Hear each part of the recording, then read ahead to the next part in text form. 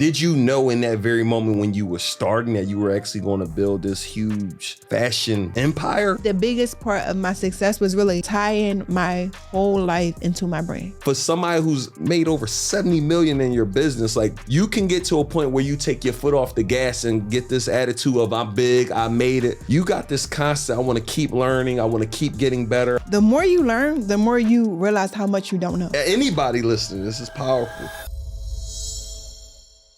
It has to work or it has to work. What's up, y'all? Welcome to an episode of Circle of Greatness today, man. Woo! When I talk about girl power, this episode that y'all about to hear is about to be crazy. Today, I get to bring y'all a West Philly legend. You know, anything West Philly, y'all know I got a rep, but today I get to bring my sister on the platform.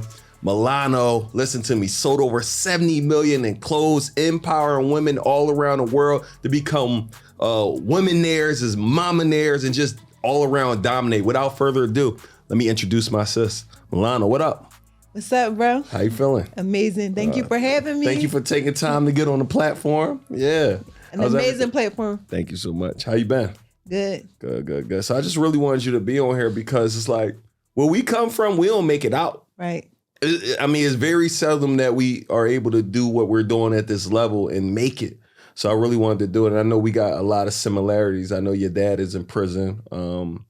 My dad did life in prison. He died there. Oh, he did? Yeah, he died there a few years ago. My dad been in jail since I was 2. So I don't know how long your dad been in there. I'm sorry to hear that. My dad been locked up since I was 10 months. 10 months. He came home when I was 10 years old, got locked back up when I was 11 and a half. Wow. And he possibly getting out? He got a 40 to 80. Okay, 40, yeah. Yeah. Well, anything can happen. I was talking with, I don't know if you know Corey Jacob, Diddy guy, and he was like, he got life sentence, and he got a call from Barack Obama and them about something called clemency, and he got out at 17 years. Wow. So I don't know if anything possible. Right. Anything can happen. Wow.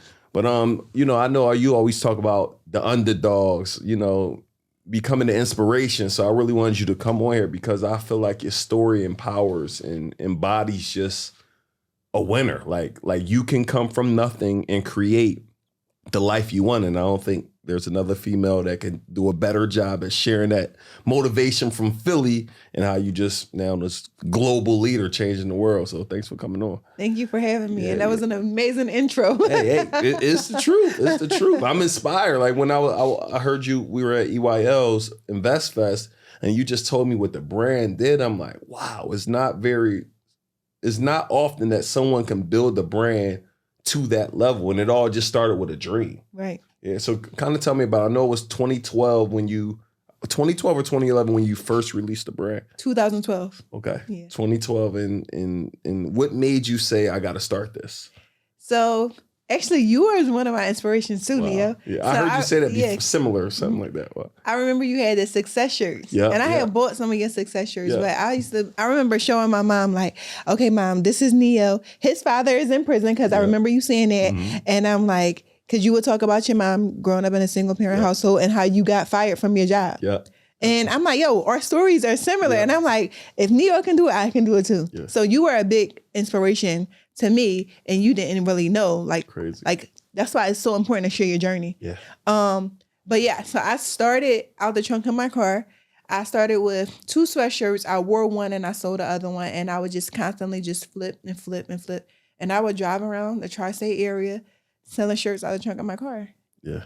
Crazy. And I mean, you make it sound so simple and it just blew up. What do you think were, and I feel like I'm going fast in this, but what do you think was some elements to really just making it go so hard? Because, I mean, I had a brand and I didn't build it to that. Like so many people, and you know, a lot of people in Philly had brands and none of them has made it to the level that your brand has made it to. So what did you know in that very moment when you were starting that you were actually going to build this huge fashion empire? Like, was that a thought when you started, or when did the idea of, yo, I'm really building something crazy come into play? So I always knew that I wanted to have a clothing brand. I knew that I wanted to have a full line of different items, but I had to start small. And I had to start with what I could afford. So I started with sweatshirts because it was the wintertime.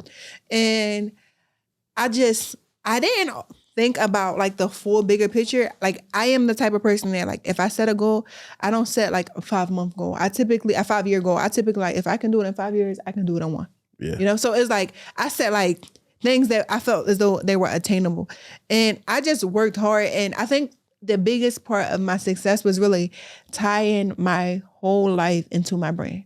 So I like made everything that I genuinely love and that I would just do, I tied it into Milano di Rouge. I love giving motivation. So on my app, we give out motivation every morning. I love sharing dating and love and fashion advice. On my app, we do that. So I like having fashion shows. I like creating experiences and entertaining people. Like, so the things that I do in Milano di Rouge is not really typical for a clothing brand, but I tied in every aspect of me. What you mean not typical? When you so say like that, give when me you an example. when you think of fashion shows, right? A fashion show typically is 15 minutes. You show the collection and then you're done. Yeah. My fashion shows to be about 3 hours. We have it's like a full entertainment. Experience. It's an experience. Yeah. Like we have a poet, we have dancers, it was never just about the fashion, you know? It was about the experience and just bringing people together. Like it's showing our culture. Yeah. So I tied in everything I genuinely love into my brand and it never felt like work to me. It just was like something that I was doing out of passion. I never put like a monetary goal to my brand. So I just worked hard. And as I was growing and the money was growing, I was happy and I was so thankful. But it wasn't like, oh, I got to make this amount of money, you know? Yeah. It was just more so like, I want to make this and I want to make this impact. Yeah. Yeah. I mean, your attention to detail, crazy. I remember when I was talking to Stryker, like, yo, I'm doing the music for it. It's like you don't miss it. Like you take attention to detail with your denim. I know you didn't come right out with the denim because you might have took a year perfecting the denim. Yeah. Why is that important for our entrepreneurs just getting started to not take, you don't take shortcuts with anything that you do that I see. So for my entrepreneur getting started in business, why is that important? And how did you even develop that when a lot of us are at a level where, well, if I got to rush and put this out because I need the money. Like, talk to that entrepreneur at that level where it's like, can't work on perfecting this thing. My slogan my whole time been commit first, figure out the rest later. So I'll just throw some stuff out there and see if something hit. But when I first started, that's how I did. Got it. So like the quality of Milano di Rouge when I first started, it was just like a regular t-shirt type of quality. Next level in gilding. Next level in gilding, yes sir. Yeah. In H&M. Yeah. But yeah, so when I first started, it was like, all right, let me just get this, right? But once I had this thing that was working and I was selling, everything else that I was building, I was trying to build quality. Yeah. So like, I didn't have to put it out there, you know? So when my first cut and sew piece was a jumpsuit. When they first did it, the mold and the model was good, but the quality wasn't. So, okay, I got that, but I'm not about to put this out there. Let me get the quality. Let me continue to perfect the quality. And I would wear the items first. Even now, like everything that we got, like I make sure I wear it. I make sure I test the quality. Like we have baby clothing. I'm so big on quality for my son. I buy him nice, luxurious clothing. I make nice, luxurious clothing. Whatever, I wouldn't make anything that I don't see us wearing. Right. So he was testing all of my products before we would put it on the market. And that's why he's paid. He's on payroll because he's our fit model. Good. And that's a tax play too. Yes. Yeah. It's a tax play. It's tax free for him and it's tax deductible for me. Exactly. Yeah. People don't know. Don't let that go over your head, y'all. Yeah. So a lot of people be like, because I know you can deduct, I want to say 11,000 or 12,000 a year for your kids, but a lot of people always say, well, my kid is 1, 2, 3. What can they do? They can model. Yeah. In addition, they can model. You can make them a story. Yeah. Yeah. Make them a book. Like my kids, they gonna model for Milano. Yeah, too, for sure. So. I think they would be so cute to do for Milano. But put them in the story. Like there's so many plays that I believe is important. Like I trademark all my kids' names. Yeah. Like I'm making sure that they're going to get licensing deals. Right. Like I'm not playing around with that. Right. Yeah. I love that. Yeah, so it's important. Yeah, and I know like you do the event planning classes, the event space classes. Like people that got children that is doing event spaces. They can have their kids promoting the event space on a video. Okay, now you get the $1,200, you know, a month, you know? So that's good. Yeah. Now I want to get more into the brand, but I haven't heard the upbringing. How was upbringing for you without having that father? Were you a bad kid? Like this actually, that's nothing I don't know anything about that. I know we had similar stories, not having fathers, single parents, but I know you was raised in the bottom. I was raised at 52nd and Girard. Were you a bad kid? Were you a good kid? I was in the middle. Okay, so me too. I would be getting in fights and stuff. I remember like I was always getting good grades though. Yeah. So like I would always get honor roll. I was like really smart. But I remember like one day we were looking at our report cards and my friends was like, wait, how you got honor roll? You was outside with us. I'm like, yeah, but I still paid attention. So I was okay. I never really caused problems with the teachers, but outside of school and then during recess and stuff, I would just be a little free. But my mom is a very good woman. Yeah. That's a God-fearing Christian woman. So she always raised me with morals and ethics. So I knew right from wrong and she wouldn't play. So as long as she didn't find out, I was good. But once she found out, and then I was like, all right, now I got to change my behavior. Right. So yeah. What was your first shot at entrepreneurship? Was it like selling bake candy? Sales. Bake sales. So we used to have bake sales. So growing up, I grew up on 38th and Reno Street, and we used to have bake sales. I remember we gotta get that block named after you too. Did you start that yet? No, but we got to get that. Yeah, Watch, that'll be gonna fire. see that. You gonna have the block will be named after you. Yo, that before would this be year is over. amazing. Yeah, we gotta That'd be that so done. dope. So we would have bake sales. So I started a dance group. I wanted to dance, and my sister was in drill team. My mom paid for me to do ballerina, but I wanted to do ballet, but I wanted to do dance. Yeah. So like all of the kids on our block, we would do dances and then we would perform during the block parties. So we wanted to get like uniforms and stuff made. So we would go to the store and buy cookies and then sell them. So that was like my first hustle at entrepreneurship. But we didn't make enough money to get uniforms, so my grandma made them for free for us. But yeah, and even just thinking about it, like because I wasn't able to get on the drill team and I wanted to do it, it was like I created what I wanted to be a part of. So I created the dance team, and we made people watch us perform. That's good. Yeah. It's like find a way. Like I be telling our people, like, yo, it's two type of people. There's somebody who's gonna find a way. There's gonna somebody find an excuse. Yeah, yeah. You got to choose which one you're gonna be. Yeah. And I feel like you're somebody who just don't really take excuses or make them. No. And I feel like I tell people all the time, like when you know you're the provider for your family, you're the provider for this, you can't. The excuses you make, I can't make them. Right. Yeah. Right. So I just think people got to start really making up like, yo, I got to go all in on this thing. I got to make it work. I feel like when people be making excuses to me, I'm going to just keep giving them a solution for everything. I'm like, okay.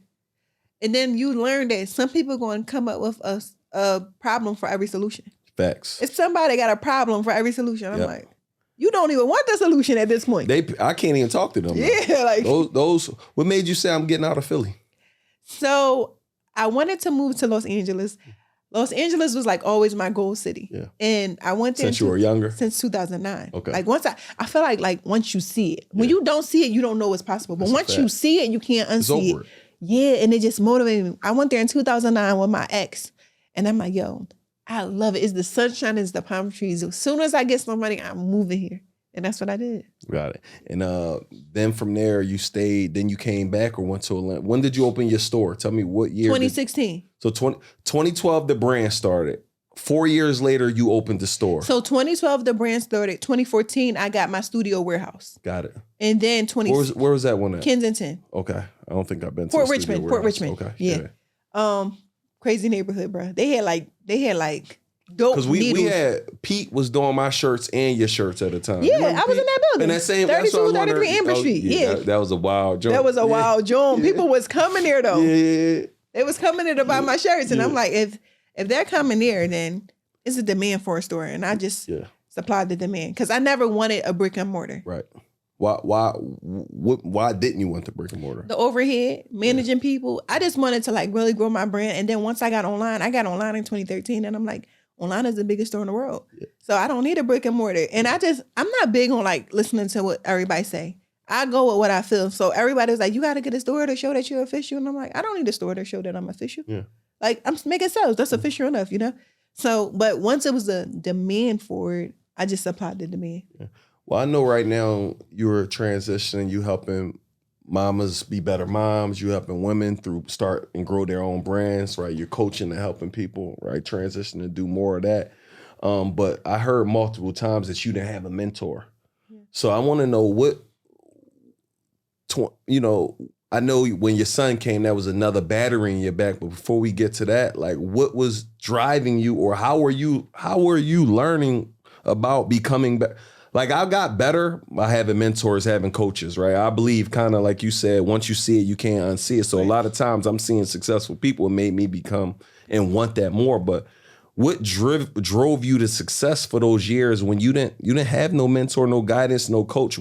How were you able to create that success in those few years when you started without no coach? Two things. Or mentor. Two things. So I had created mentors in my head. So you were a mentor in my head. Eric Thomas was a mentor in my head. I remember watching that one video when he was like, if you want success, you got to want it as bad as you want to breathe. Yeah. And I remember being so tired, and I would be up late at night on my computer, and I'm like, I ain't going to sleep until I'm done because I want this as bad as I want to breathe. And that was just like my motto. Like that resonated with me so much. So having mentors in my head, Oprah, my mentor in my head, Beyonce, I have different mentors because I'm multifaceted. Like, I'm not just in one area. So everybody I'm inspired by. I'm either inspired by, like, I don't want to be like them, or I'm inspired to do more of what they just did. And another thing was me being on Instagram. And me being on Instagram, I like really control my timeline. I control who I want to see. But I followed a lot of girl bosses. And I remember like following Karen Civil, Ming Lee, Miss Ming's Bling. been doing it for a minute. Yeah, Miss Bling. And just seeing like these ladies had successes on behalf of themselves, like not on behalf of men. Yeah. And growing up where I grew up at, a lot of times I saw successful women. The most successful woman that I saw that had the luxuries, it was on behalf of a man. So as soon as he left, she no longer had that lifestyle. Yeah. She had the nice car, the Chanel bag, it was all on behalf of a man. But when I got on Instagram and I saw these women, when they were posting it like, oh, I got my house or I got this, I'm like, oh, she did it, I can do it too. Because once you see it, you can't unsee it. Yeah. So they were like my mentors in my head. And that motivated me like, all right, it's no limit to how far I can go, you know? And now they homies. Yeah. Yeah. Yeah. Yeah, it's power in that. I tell people all the time, like, I think it's so important for us living in Philly. You gotta get out of Philly. Like, I don't care if you get on a bus to New York, buy a ticket to something, like, you gotta see something different. Every inner city neighborhood, if a parent can try to put your kid in some sort of expansion, like they gotta see it, buy them a passport. Cause everything that changed for me was I saw it. Yeah. I saw someone else do it. I'll probably still be in the hood if I didn't see it. Right. Like, we from West Philly. You know, a lot of kids, their entire life, they never been out of West Philly. Yeah, I knew. It's so crazy because I found that out. You know, I went to school in Upper Darby. I found that out. Went to Beverly? I went to Beverly Hills Middle School, and then I went to Upper Darby High School. Got it. And I'm like, yo, some people never left the hood. Yeah. Like never became and Upper Darby at that time, that's a good neighborhood. Yeah, that was a good neighborhood at that time. Yeah, it started to get a little bad when I was up there. I was a part of it making it bad, so I'm sorry. But yeah, I think like once you see it, and that's why I'm so intentional about what I post. And I got like, once I started to like really become successful, I started not showing certain things, but I had to get out of my own way because it's like people need to be inspired by that too. You know what I'm saying? Because I didn't want people to be inspired by the materialistic things.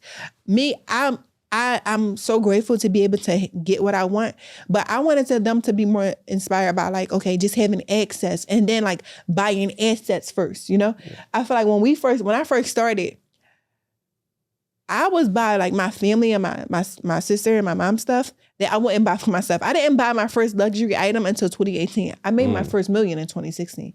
But I would buy my mom and my sister something. 4 years, you made your first $1 million after you started the brand within 4 years. Yeah. Got it. Yep. And I was just so big on like, I just want to build and reinvest. And I feel like the way that we see it, we just look at the entertainers and like the rappers and the singers, and we like want to like emulate their lifestyle instead of like, okay, having that financial literacy.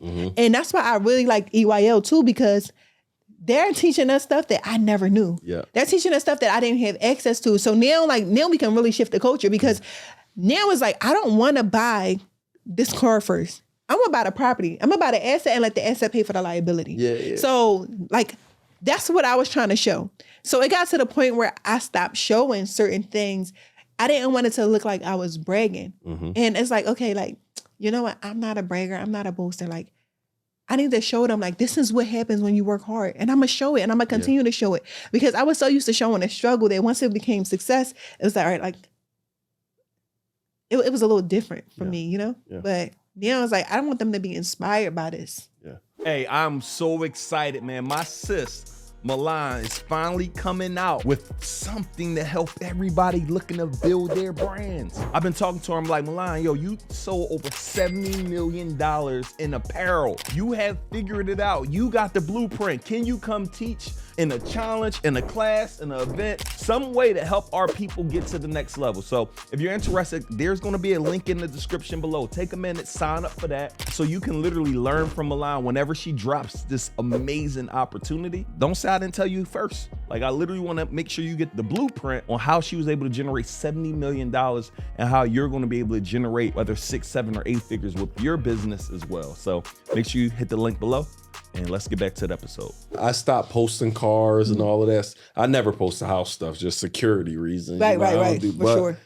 But I kind of felt the same at some point where like, man, maybe they may take this wrong. But we are inspired. Yeah. Where we come from, you don't see it. Right. Like, we literally was just here and the guy said his dream car was a Rolls Royce. I'm like, huh, man, go start it up. Go check it out. Oh, yeah. Because I heard it. Because I know when I rented one in Miami, which some people will call capping, that made me really go get that car. You got to see it. I tell people, you got to see it before you see it so you can seize it. Right. Like, I had to go envision that thing that I wanted. So I think we got to get to a point where it's scarcity mindset. I think if people always going to hate. Right. But we are inspiring a certain group of people. I know when I go see it, if I hear what you're doing, I'm inspired. Yeah. And that's how I started looking at it, like, yo, like when I see you doing this and I see you and your wife and y'all killing it, I'm like, yo, like, I gotta show it. Yeah. Because if I'm still inspired and I got it, like, Yeah. that's what people need to see, you know? Yeah. Like, they need to be inspired by the full journey. Yeah.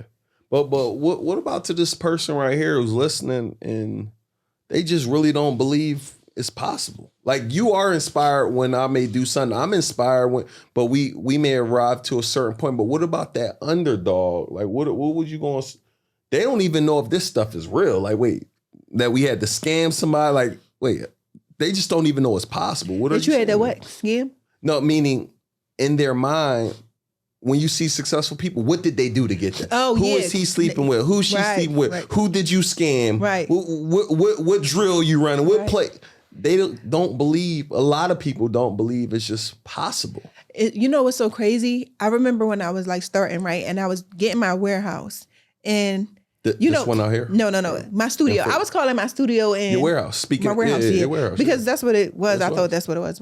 But I remember when I was like remodeling it and I was like telling my ex at the time, I'm like, I don't want to buy nothing with credit. Don't buy no credit from no one. And he's like, why not? Because, you know, when you buy credit, like if you buy Home Depot credit, it's half off. I'm like, I don't want no credit. I don't want nothing. And so y'all understand credit, not like because you had me thinking like, don't use credit, meaning buying like food stamp type stuff. So when I say like I didn't want credit, in Philly, like we call it credit. Like if somebody's selling Home Depot credit, they'll sell Home Depot credit for $1,000 worth of Home Depot credit for $500.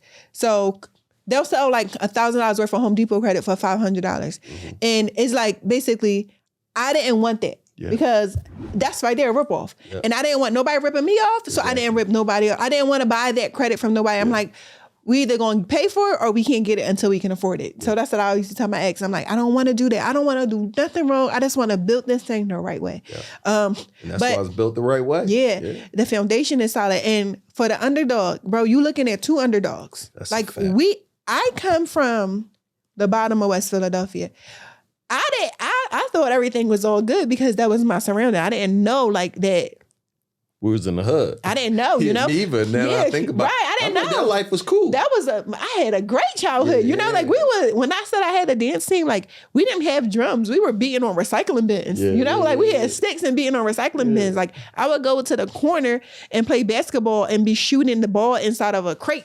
Like the rim, it was a crate for a rim. Like I am the underdog. Like I came from a single parent household. My father was incarcerated all of my life. I had to make a way out of no way, you know? Like, and I thank God for my mom because my mom, watching her make a sacrifice to go to SUNY and get her GED and become a registered nurse, like watching her, like just sacrifice to become what she wanted to become, it showed me that like anything is possible. Yeah. So she made a sacrifice to change our life. And it was like, I be damned if I don't go hard, you know? I be damned if I don't go hard. And then I be looking at it like our ancestors died and they fought for us to dream. Like, why would I not dream? Like, why would I take advantage of that? Let me ask you this. How good do it feel to provide for your mom? Amazing. That's the real flex. I tell people, you could do the cars. The big flex is putting your people in position and retiring your folks. Yeah. It feels amazing. Like it's like I said, before I bought my first materialistic item, I bought my mom and my sister. Like I just want to make sure like I make them smile, you know? Yeah. Because they did so much to contribute to my success. It's like I gotta make sure they good. Yeah. Let me ask you this, because it's one of the things that I notice about you, and I think this characteristic, if people can emulate it or adopt it, they can really create the life. It seems like you got a mindset of it's never enough. And when I say that, it's like you are always looking to learn. Like we were just around the studio. Wait, how you do this? How you do that? Like you're curious. Like you're curious to know what plays you running, how you run that. Can you show me how to run? Like for somebody who's made over 70 million in your business, like you can get to a point where you take your foot off the gas and get this attitude of I'm big, I made it. You got this constant, I want to keep learning. I want to keep getting better. I want to keep impacting. Like, I don't know where that came from or how where you get that from, that drive. I love to learn. Like I always love to learn. And I feel like there's like the more you learn, the more you realize how much you don't know.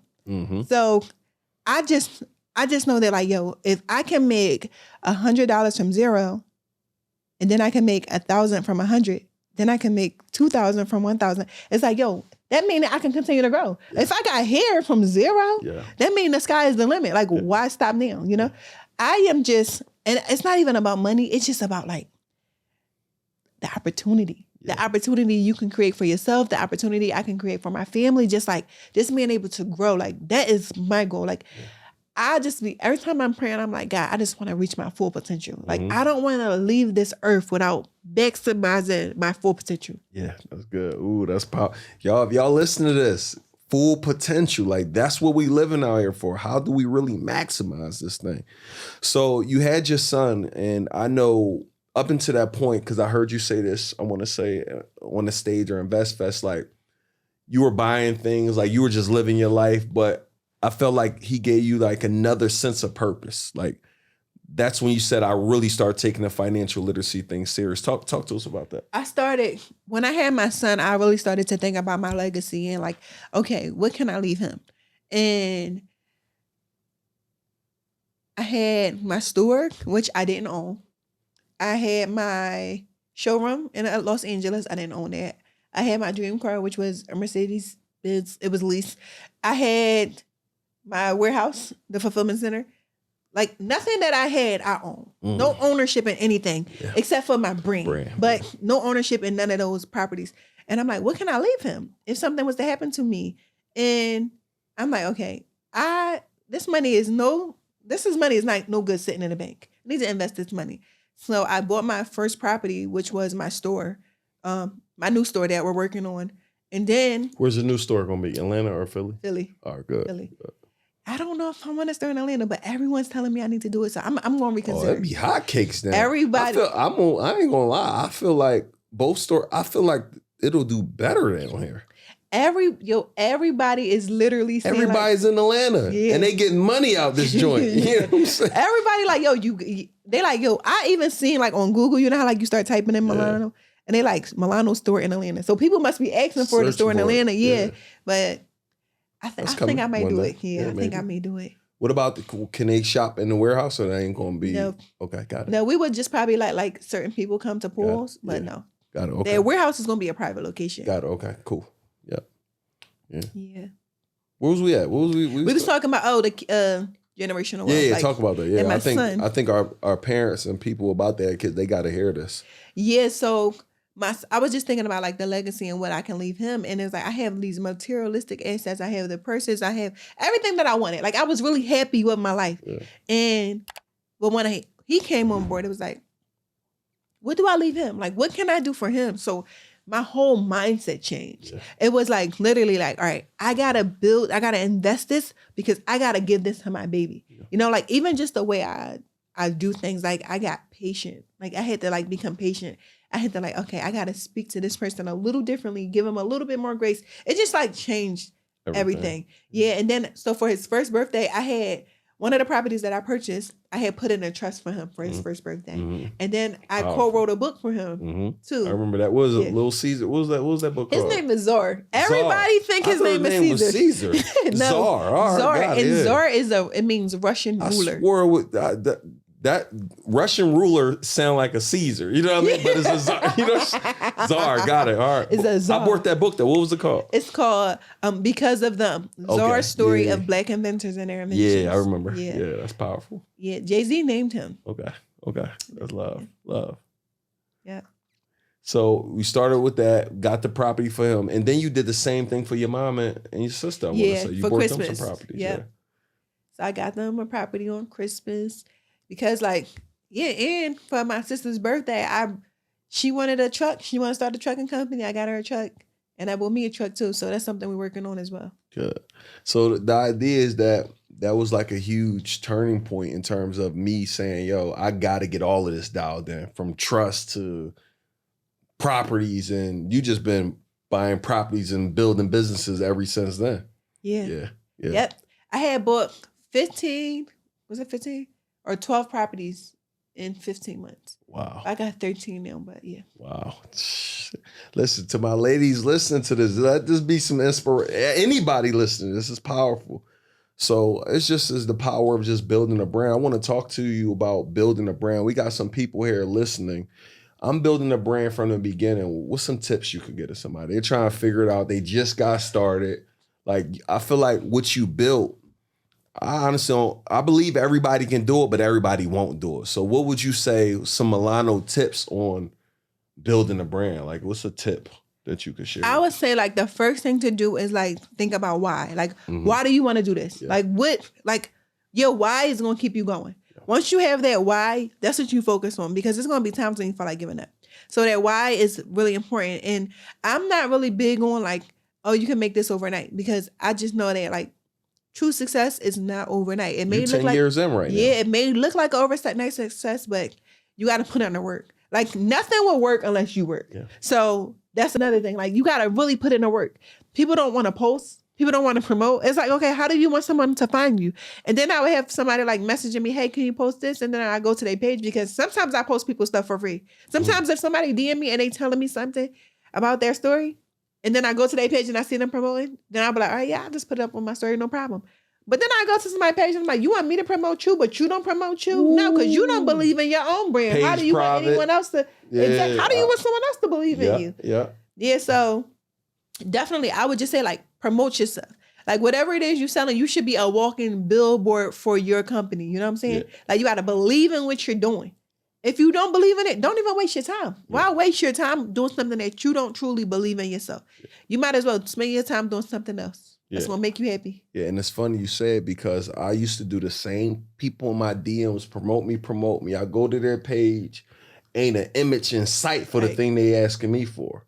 I'm like, this don't make sense. How are you too cool to make money? How are you too cool to post something that you're trying to sell? Like, people used to be like, yo, you post all day. I'm like, okay, well, there's like people going to unfollow you. I don't care. Yeah. Because if those people unfollow me, they're not my client anyway. So who cares? Like, I tell people this, I'm like, yo, listen, it's two things going to happen. You either going to support me or unfollow me. Either way, I'm getting results. Right, exactly. Yeah. And I don't mind, you know? Yeah. Like, I'm not here for just followers, you know? I'm here to make a difference. Yeah.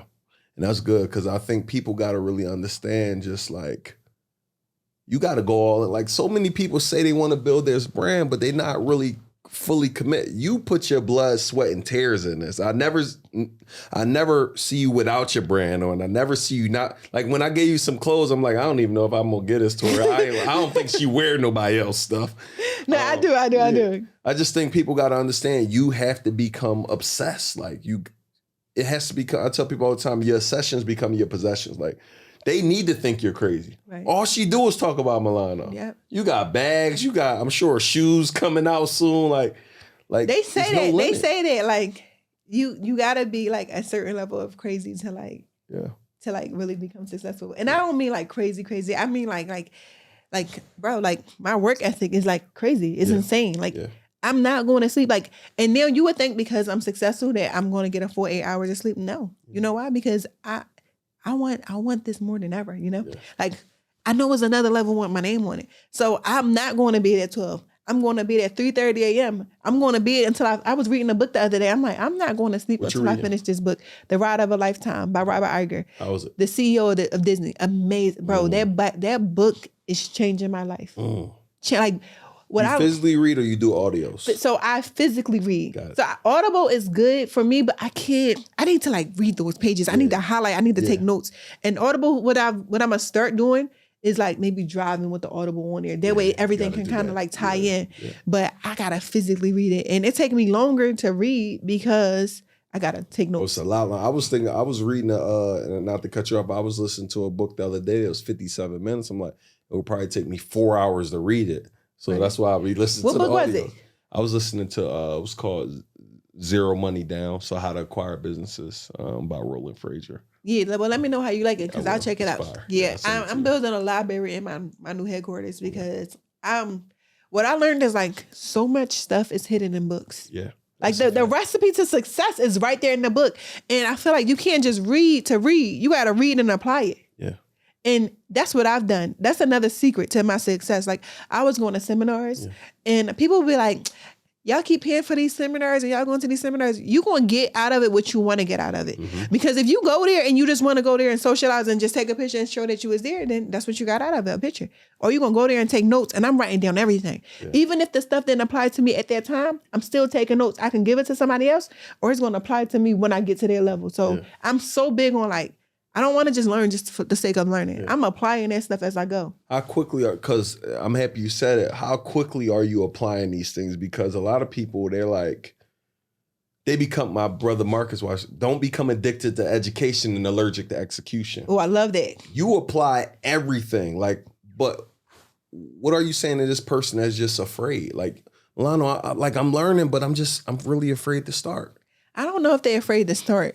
I don't know what the issue is. Because I be telling my friend, like, bro, like, you don't want to be a millionaire? Like, I do say that. Like, you scared of money? You scared of success? Yeah. What is it, bro? Because you spend a lot of time on this. But if you spend that same amount of time on this, on that, bro, you will be a millionaire. Like, you too smart not to be. Everything I ask you, you tell me the answer to, or you'll find the answer. Why you don't apply that logic to your daily life? Yo, I'm telling you, you're going to be out of here. But I don't know, it's different. You got to have that will to want to win. Yeah. And I apply the knowledge as soon as I get it. So like, as I was reading that book and taking notes, bro, I'm like, all right, I can't send an email yet, but I'm like, got the email in my mind. And as soon as I finish my book, all right, I'm sending an email. I need X, Y, and Z. I need y'all to do this. I'm like an executor to the fullest. I'm not even a planner. I'm going to just like do get it right done. now. Yes. Commit first, figure out the rest later. Yeah. Figure it out as I go. Yeah.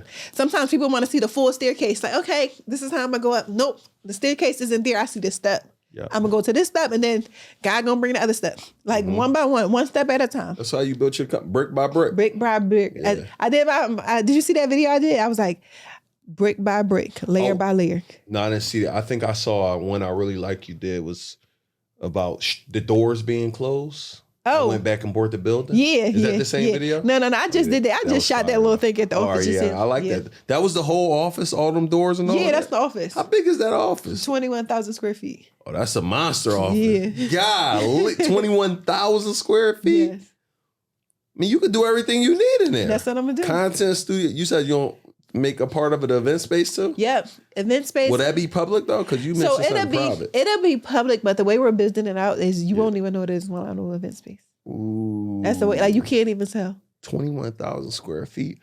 I mean, you might, as the brand keep growing, or is that the fulfillment center too? No. Okay, all right. No. So you're good then. Because I'm saying you're going to outgrow that place as you keep growing. Yeah. So I'm going to my goal is to eventually probably open a fulfillment center. Yeah. But no, it's content creation, production, and design. Yeah. It's my headquarters. Yeah. Are you type of CEO that's at the office every day? Walk us through a day in the life of Milano. Oh, that's a great question. My days are always different. Yeah. I don't like the same routine. Yeah. So you don't got a morning routine. I'm sure you pray and just keep it moving. Yeah. Well, I wake up and I wake up, but I go to bed. I go to bed with a goal, so I wake up with a purpose. So I go to bed, I do my to-do list, what I gotta accomplish for that day. I wake up. Are you physically writing that on your phone or on my on notes. a notepad? Yeah, in my notes. On your phone. Yeah. So So to-do list. So now I just switched to Asana. Okay. Asana is life-changing. I wish I had Asana years ago, but I just switched to Asana because instead of just writing a to-do list, I can write my to-do list, I can put a date on it, and I could put who I need to assign a task to. Yeah, powerful. So, right. So if I so right now my videographer, Horace, is right here. So I can say all right, I want to make a video for this. I can assign it to him. So now he can come and think of the treatment. We can put a date on it. So I do my to-do list. Asana is amazing. Yeah. And in the morning time I might owe a check for this one. Yeah, for sure. I want to do partnerships like that. Yeah. But brand partnership right there. So, some things I was thinking about it as you were saying. I'm like, hey, we need to clip this up and send this to us. Show the video, right, of how I used it. But so and then I will wake up and look at what I got accomplished. I may have a lot of meetings in the morning time, which my days really consist of meetings. And that's why I'll be up so late at night, because that's the only time I get a peace of mind to actually work without having to decompress a little bit. Yes. Yeah. And night, I don't even get to decompress unless I'm going to the spa or something else. But it's the only time I can really think without people talking to me. Because all day long, I got to approve something. I got to approve, I got to oversee, I got to do something. And then at night, it's okay, this is the time I can get my work done or read or, yeah. So the to-do list, but goal, is it every day you got a specific goal? Because you mentioned about you set a goal. Yeah, so my to-do list is basically somebody want to follow what Milano's doing, so I'm trying to make sure they know, go to bed with a to-do list so you can wake up with a purpose. So I go to sleep with a goal and I wake up with a purpose. My goal is my to-do list. So those are the goals I have to accomplish for the next day. Perfect. And sometimes those goals don't get checked off. So whatever didn't get accomplished, I'll put that on the next day. Mm-hmm. So I look at these small goals are still goals. And it's good because when you look back and you can check off all the things you do, you're like, all right, I've done a lot today. So now you can be proud of yourself. Yeah. So my goal is to make sure that I spend at least 15 minutes solely focused on my son. I spend time with him all day long, but uninterrupted time where I'm okay, he wants me to play with this toy, he wants me to read this book. It's just me, at least 15 minutes a day at minimum, because I want him to feel like I was present, not just there. You know what I'm saying? But yeah, I'm in meetings all day. I started to incorporate exercise, reading that book and just listening to Robert Iger. I think he said he work out 5 days a week. And I'm I need to really get on my shit because I want to be everything. Yeah. I want to be everything. I want to have everything. I want to have the health, the wealth, the spiritually, mentally. I just want to be successful in all areas of my life. Yes. Yeah. The full package. Yeah. And even just trying to eat healthier too. Yeah, you me though. You a foodie too though. I love food, but I don't eat that bad. I don't drink a lot of soda. The only soda I would drink would be ginger ale, and that's Black people's medicine. Yeah. It's Black people's medicine. I just try to be a little bit more health conscious, and that's after my son too, because I gotta live for him. Yeah. Yeah. That's powerful, man. Your son played a huge role in the rest of your life. Yes. That's good. Yep. Yeah. So we got the daily goals. We got some targets. What are some goals you see for the company and yourself in the next couple of years? The next couple of years, I see me being married with some kids. I see. How many kids you want? I initially I wanted 7. Well, 7, yeah. I like 7. Yeah, see, only reason it's a lot on the body though. It's a lot on the body. No, I would do a surrogate. Yeah. Okay. I would do a surrogate. I'm not opposed to surrogate. I know everybody look down you want to do a surrogate, bro. Let me do what I want to do, and you do what you want to do, and I don't judge you. You don't judge me. Yeah. But I would do a surrogate. I was very sick, my pregnancy, especially the first 4.5 months. It was really a lot. Crazy. A beautiful blessing came from it, but I would now I'll probably do 4. Yeah. 3 or 4. Yeah. But I would 7. I just think that they all can't fit in a car with me. Yeah. I'll bet. Yeah. That's the thing. They got to get a Sprinter. We might have to get a Sprinter, right? I'm looking at a Sprinter right now. We done now. 4 kids, it's over with. But I want 2 more. I'll be yeah. Give me a 6-piece. Right. Yeah. I just think it keeps you young. And it's always something to do. Kids are just a blessing. I feel a lot of times, and everybody at a different space, I don't want to have more kids because of finances. I'm not worrying about. I'm going to out earn the problem. Right. So I love that. Right. I tell everybody outside of your health and love, everything else you can out earn the problem. Right. You want a better house, make more money. You want like grow your business, like just go grind, go put that work in. Right. Yeah. Listen, I love that. I'm gonna out earn the problem. I love it. That's it. Yeah. What's the problem? Out earn the problem. Like, oh man, I'm focused on this. I mean, I don't know. I'll make more money. I need security. Make more money so you can afford the security. I need the nanny. Make more money. And again, I'm not trying to be like, this is normal stuff, but you can make it your normal. Yeah. And then you got to learn a skill, like really learn a skill that people want to pay for. Yeah. Like right now, like you can't get comfortable in just what you know because the world is evolving. So you got to evolve with the world. So if you were just doing, I don't know, look at Blockbusters. You know what I'm saying? Like facts. No one watched movies on cassette tape. So you got to continue to like evolve with the world. If you got a skill set that's working, learn another skill set because you can make as much money as you want. Like right now, you can say you can make as much money as you want. Why settle? Yeah. Like, yo, even if you don't have a skill, like something that you could really capable of like learning, bro, you can go and pick up the people trash. Like it's different things you can do that like people need help with. Yeah. Create a damn car service that's for moms that have car seats in it. Yeah. You know what I'm saying? Like create, like just do it. Like you just don't make an excuse. Yeah. Yo, I've had the privilege to help hundreds and hundreds of people all around the world open up their own profitable event spaces utilizing my signature formula. Number one, how to find a space. Number two, how to fund the space and how to automate the space. I've been in Atlanta, Georgia now living for 2 years. My spaces are still in Philadelphia operating, doing extremely well because we use the same exact formula that I break down, right? If you're interested in learning how we can help you, I want you to go to eventsspacesecrets.com, watch a training or book a call with our team to see if you are a good fit. Again, this is for you specifically if you're looking for other ways to leverage your money and turn that into other streams of income, right? I don't believe there's a better time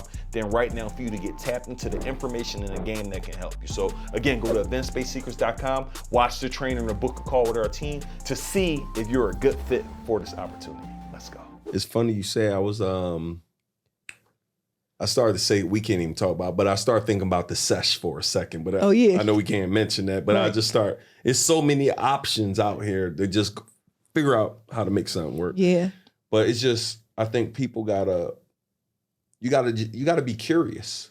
And I feel like we're in a stage where you just can't keep following the same mode, like that idea, find a good job, you gotta find a way to make money outside of your job now. You gotta have other streams of income. You gotta get skills. And I feel like you don't gotta go school did you finish Lincoln? Because I know you talk about No, I didn't finish school. You need that. But I'm saying it's not necessary for you to become successful in today's times, especially with one good skill set. Yeah, and then with YouTube University, you know, then with the Circle of Greatness, you know, like they teaching, like it's the information is out there. It's like you gotta get it, you gotta grasp it. And the thing is, like when people say, like, "Oh, I went to this program, it didn't work," that's like you went to school and you probably still failed the class, right? It's because you didn't pay attention to the message. You didn't apply the things you were learning. So it's like you really gotta apply what you're learning. You know, I think that's like the key to success. That's it. Knowing is not enough. Yeah, no, that's a fact. Let me ask you this, because I think this is important. And I feel like this conversation went everywhere. I didn't make it perfect. Like it just we went from here to here, and now I'm going back to the brand. I've seen everybody, and I just heard you say this stat, and I'm so proud.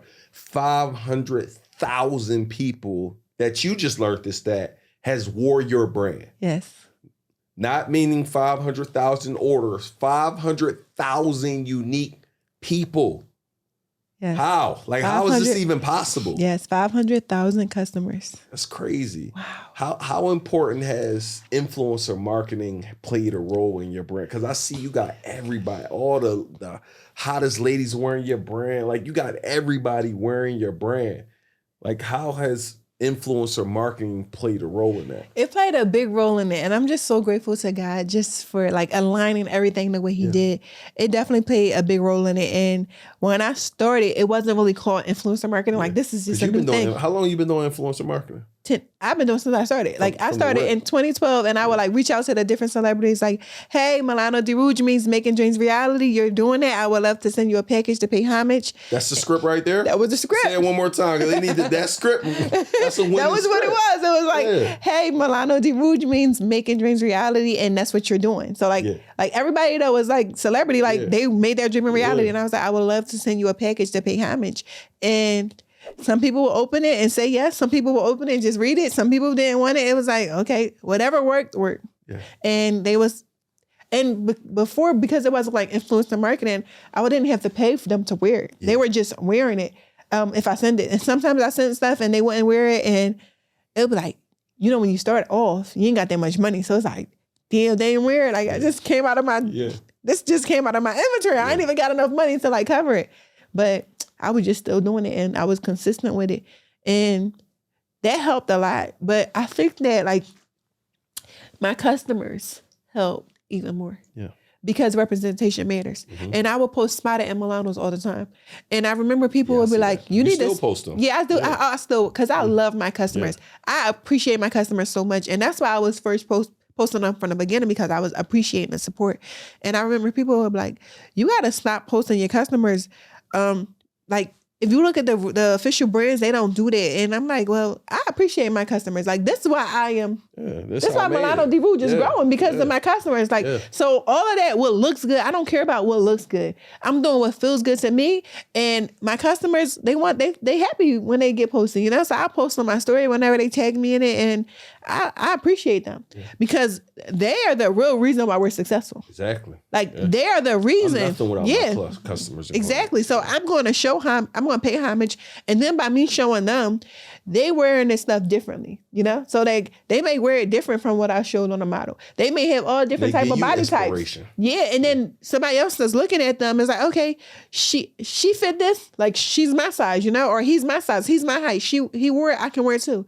So they're essentially my influencers for real. Yeah, that's good. Yeah. So now, even at this level, because there's somebody now and they're trying to figure out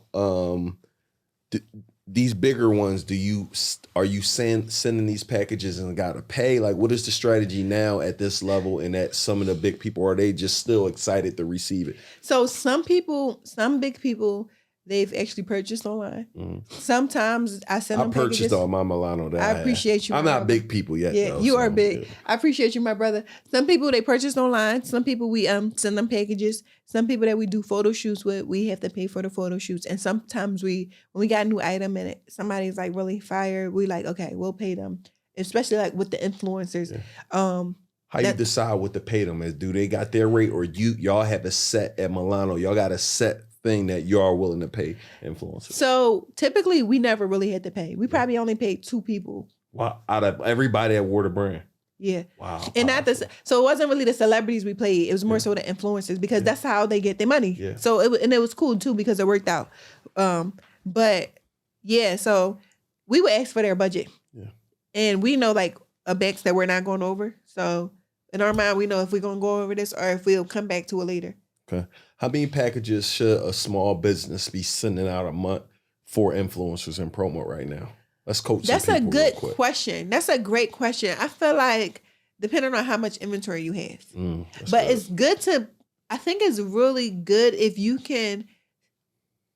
So what I would do is I would like, depending on my product, right? So say if you sold aprons. Yep.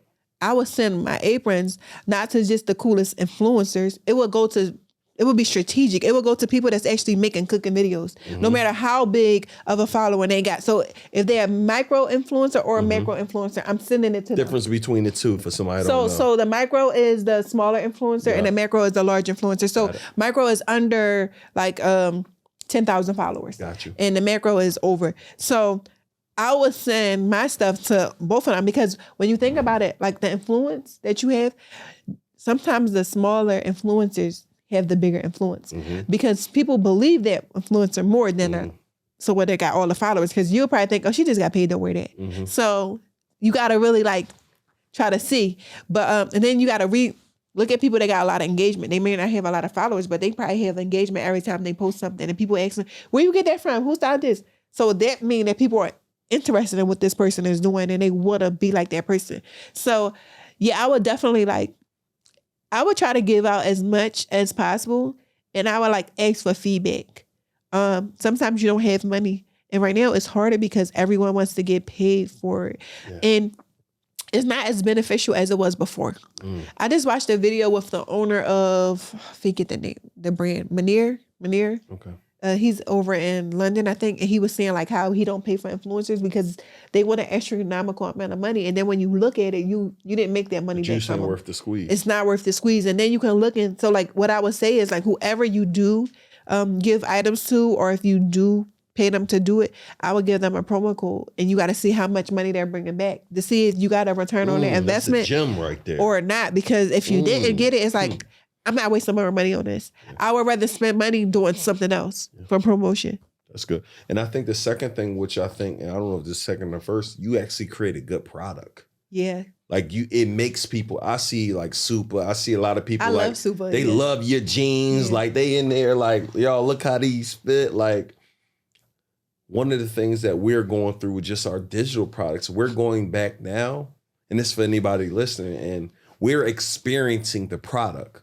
When we sign up, how does the email come? Right. How is the package sent? Are you getting a phone call? How does it fit? I know when I order off y'all stuff, it come right away, right? It comes fast. It come in a package. So how important is product for these entrepreneurs? If I don't have a lot of money, should I continue to spend time developing a great product?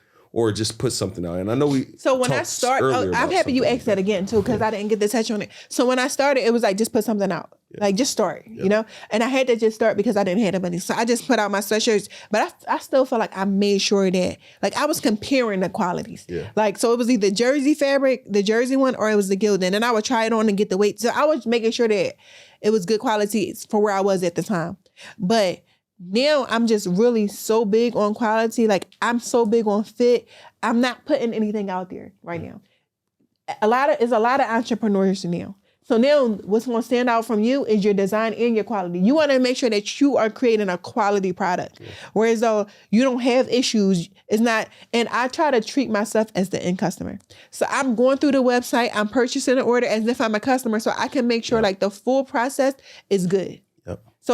So when we create promo codes, let me go look on the back end and see if the promo code worked before we promote it. Because I experienced different things where I'm we just pay all this money to do this promo and the damn code ain't working. Yeah. I got 10 people telling me the code ain't working. We just probably lost 10 customers. Yeah. So I always treat myself like the end user, and I embed that in my team. Okay, go through the process before we do it. That's good. And what I do too is I try to let them know how I'm thinking. So instead of just telling them, no, not do that. No, don't do that. I'm telling them why. So that way they can learn to make the decision without me. Yeah. That's good. Let me ask you this.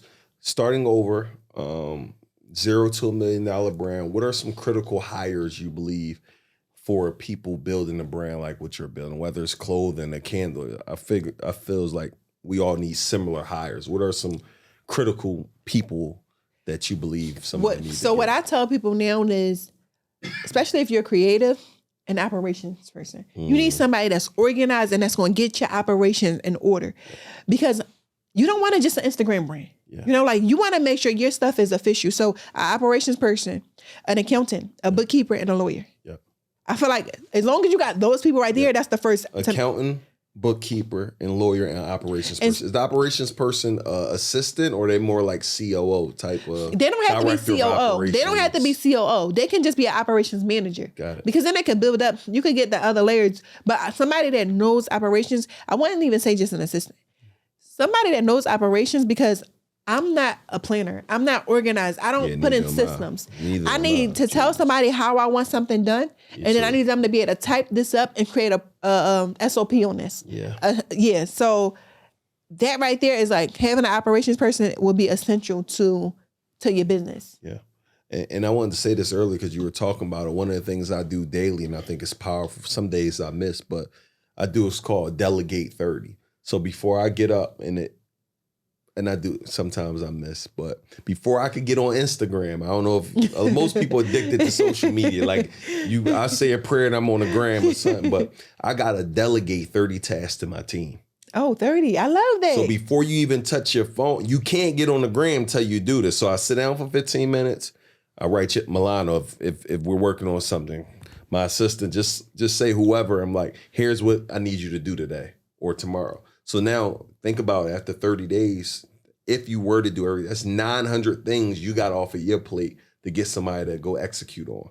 Let me take a note right quick. Yeah, so I'm really big on taking notes. Yeah, I gotta write this delegate 30. Yeah, delegate 30. And it might be delegate 10 for you. It might be delegate 20. Nah, I can do delegate 30. But the key is you can't get on your social media or check your texts. Oh, I wake up to text. That's what I'm saying. So you know what? So now I gotta go do that first. Now you cannot do that. But now, once I dive in my text, I'm seeing troubles. I'm seeing things that are working. Now I'm seeing and now I'm off track. So if I do that first, if I do nothing for the rest of my day, I know 30 things are getting done. So you know what I'm gonna do? I'm gonna do delegate 30 before I go to bed. So when I do my to-do list, I'm gonna do 30 things, and I'm gonna make sure, or I'm gonna see how many things it will be. But that would be perfect. I like that. And that's a now gem. they waking up like, oh crap, I know what I gotta do. Yeah, and it's easier for them, you know. So it's like in the book that I'm reading, it's like you really got to get your vision out of your head and make sure that you set your team up for success. Yeah. And not just have them wandering. Yeah. So like I think that will be perfect. I'm gonna do delegate 30. So anybody else you looking to add on your team? Because they might see this video and be like, man. Oh, we are growing our team. Oh my God, we just hired 3 new people this month, and I just approved 2 new hires as well. Yeah. So they're coming on board. But I am looking to hire an operations manager. Mm-hmm. I am looking to hire cause we just hired a few people, so a lot of the roles got filled. But some seamstress, some content creators, like people that's really can create, like people that can shoot the content as well as create the content as well. Yeah. I'm looking to hire. I had a full list. We're hiring. It'll come back. if you are need you having everybody work in the office? Yes. Like 9 to 5? Like yes. in there like 9 to 5 and 10 to 6:30. So the creatives work 10 to 6:30, and then 10 a.m. to 6:30. Yeah. And then the admin 9 to 5. They typically work 9 to 5. Like that. Yeah, that's powerful. Yeah. Bro, we working on getting the office now, and I can't wait just to have my entire staff. I feel like we're gonna be so much more productive. Because like look at how much you've done without them being there, right? What? Can you imagine when you come up with a design idea, how quick you got your graphic team running, content creator ready to come up with a treatment, videographer ready to shoot it. It's up online, ad team ready to run the ads. I'm talking about in an hour, you out there. Right. Oh, I know. Okay, this is who I'm hiring. I'm so happy I remember it. So an e-commerce specialist, a stylist, a web developer, and a web designer. Okay. And a graphic designer and a content writer. You hiring everything. Yeah. And you know what you need to have, though? You need to have somebody look into the chat GPT. I know, that's crazy. Bruh. Right now, this will go good for your blog. Like, literally, I went on there the other night, like, write 30 tasks to get my virtual assistant. Write a blog. I'm about to do one tonight. Write a blog spot. Like, write a newsletter on entrepreneurship. You just banging out. I'm talking about this so fire too. Hold on. Okay, look. Because I was like on the App Store, like, okay, where the fuck is chat? Yeah. It's not on the App Store. It's called OpenAI. Oh, on the App Store? Download OpenAI. No, you gotta probably do it from your computer. Oh, it's not on the phone. It may be on the phone. I haven't did it on the phone. OpenAI. Yep. Oh, I need that. Watch how you gonna be like, yo. I literally my man wrote a book. He write a love story to my wife. He wrote a poem to his wife. I mean, this thing, and it's producing this stuff in seconds. Bro, listen, they said it was like, yo, that's crazy. It's dangerous. It's about to change the dynamic of people everything. won't have a job. Like, you really don't need a content writer. That's the content writer. Wow. I'm talking about my man write 50 social media captions. What? I mean, it's different. I got one right now that it's called Descript.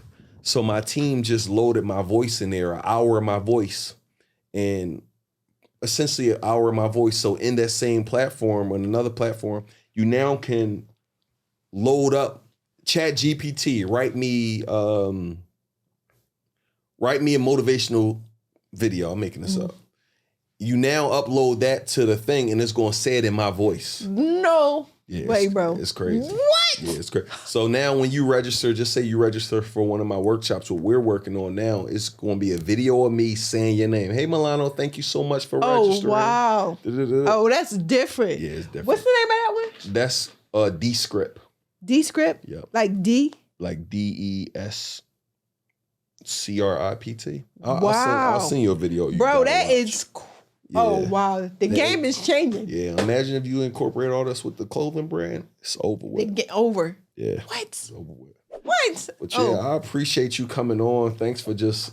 I feel like I was all over, but so I hope you got value and our audience got value. We talked about a bunch of different stuff. I feel like it was such a great conversation, and I think that like it wasn't like scripted, like it wasn't like you're asking me 5 questions that you can go to my YouTube and see already. So I feel like it was really good. Good, no, I'm happy. Yeah, I got value from it. My thing was I'm following behind David. Like he's the best. It's like David, go follow behind me selling something. It'll be like, oh man. But yeah, man. I'm just I'm happy that you came on here and just really shared. And I'm excited that you're gonna be launching some stuff to help people build out their brand. Like you built just a phenomenal brand, and just if they could just get an ounce of and incorporate the things that you do in their brand, I know they can build $1 million brand. Or 2 million or 10 million. And I always say, like, I try to look at it like this. Like, I'm setting the mark, right? Yep. So you can pass it. Because good. like I don't care if you're better than me, you supposed to be better than me because you got to learn from the greats and become greater. Yeah. So this is the mark, like you got to go above it because you can, because now you see a blueprint. Yeah, that's good. So I'm gonna let you take us out. Let people know where they can find you at. I know this one of the new bags that released. What's this bag called? That is called the Angelou bag. Angelou bag. Here's another. What's this? What I got on? He got on the Alexander drip. It's not even released. Probably by the time y'all see it, it's released, y'all. So y'all about to see a video. I'm going to the studio. They about to style me up in all Milano gear. But y'all, man, just really take this video as really honestly just as motivation. Like I want you to understand you can come from the hood and create your dream life, right? You literally can build your brand brick by brick and become a multi-millionaire, become a multi-billionaire. I truly believe, like when I start thinking about your brand, I think about LVMH. LVMH, the guy, he owns Louis Vuitton, Dior, Hennessy. He the #1 wealthiest person in the world. So I just speak billions over your brand. I know you talked about 5-year plan about Nordstrom, Saks, and Neiman's. I feel like that's a 6-month goal for you. I just feel like somebody just need to make a phone call. Right. Honestly. So Right. That's done already. Right. So dream bigger. I'm gonna tell you you're gonna have to dream a little bit bigger. I heard the 5-year Well, plan. you asked me what I want to do in 5 5 years, and I said that I typically don't make long-term goals. I know that. No, Shan's asked you Yeah. that. When I heard him, I'm like, yeah, she'll do that in 5 months. I typically don't make long-term goals like that, but Powerful. I want to make sure we're in stores, and I just want to like continue to make an impact, make a difference in the lives of people, and it's so much talent in the hood. Like people overlook us, Yeah. Like. Yeah, it's so much talent in the hood. We gotta represent now. Yeah. Like, we need to go do a show underdog. in West Philly, man. We need to write up some sort of treatment. We just go do something for West Philly, put them on. I don't know, just something.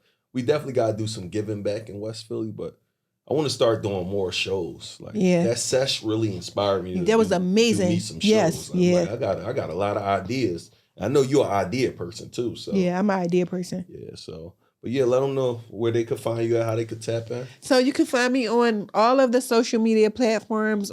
I am Milan Rouge. That's my handle. And my business is Milano di Rouge. I also have the Womenaire Club and the Momanaire Club.